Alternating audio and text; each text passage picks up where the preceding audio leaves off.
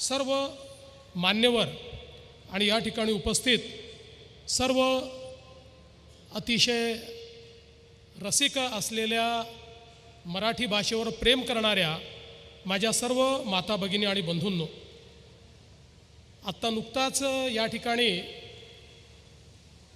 मावळत्या संमेलन अध्यक्षांनी नवीन अध्यक्षांना पदभार दिला। किती चांगला हा कार्यक्रम झाला। त्यांनी यांच्या हाती राज्य सोपवलं, यांनी ते स्वीकारलं, सगळ्यांनी टाळ्या वाजवल्या। असंच जर राजकारणातही होऊ शकलं तर किती चांगलं होईल। पण ठीक आहे, मला असं वाटतं की किमान साहित्य क्षेत्रात हे अजून होत आहे, हे असंच होत राहावं ही खऱ्या अर्थानं माझी अपेक्षा आहे। आज साहित्याच्या या महाकुंभामध्ये सर्व सारस्वतांना या ठिकाणी मी प्रणाम करतो। छत्रपती शिवरायांच्या आशीर्वादाने स्वराज्याची भूमी असलेल्या या सातारा नगरीमध्ये हे साहित्य संमेलन होत आहे, ही खरोखर अतिशय आनंदाची गोष्ट आहे।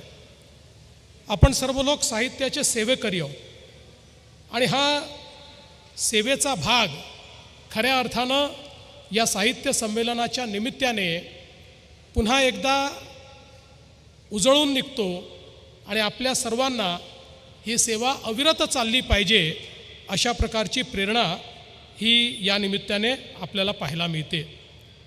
खरं म्हणजे सातारा केवळ भौगोलिक प्रदेश नाही आहे, हा संगमाचा देखील प्रदेश आहे।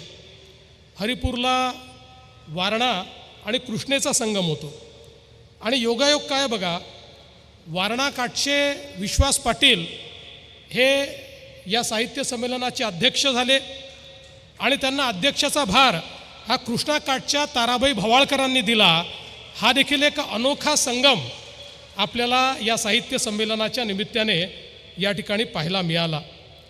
खरं तर हा संगम हा एक प्रकारे परंपरेचा आणि आधुनिकतेचा संगम आहे, अनुभवांचा आणि विचारांचा संगम आहे, इतिहासाचा आणि वर्तमानाचा संगम आहे। आणि म्हणूनच मला असं वाटतं की खऱ्या अर्थानं अशा प्रकारचा संगम हीच आपल्या संस्कृतीची ओळख देखील आहे। अध्यात्म, तत्त्वज्ञान आणि सामाजिक जीवनात संगम हेच आपल्या संस्कृतीचं ब्रीदवाक्य राहिलेलं आहे। आणि म्हणूनच आपण जगातले जेवढे आक्रमणं झाली ती सगळी आक्रमणं पचवत त्या आक्रांत्याच्या संस्कृतीतलंही जे चांगलं आहे ते या ठिकाणी अनुसरून आपल्या संस्कृतीला अबाधित ठेवण्याचं काम केलं। म्हणजे ज्या प्रकारे कोयना कृष्णेत मिळते, वारणा कृष्णेत मिळते, यमुना गंगेत मिळते, अशा अनेक नद्या वेगवेगळ्या येतात आणि शेवटी एक नदीचं पात्र तयार होतं। तशाच प्रकारे विचारांची जी काही आपली संस्कृती आहे ती त्या एका नदीसारखी आहे की ज्याच्यामध्ये खूप विविध प्रकारचे विचार अनेक वेळा एकमेकाला परस्पर विरोधी अशा प्रकारचे विचार देखील हे व्यक्त होत असतात। पण या सगळ्या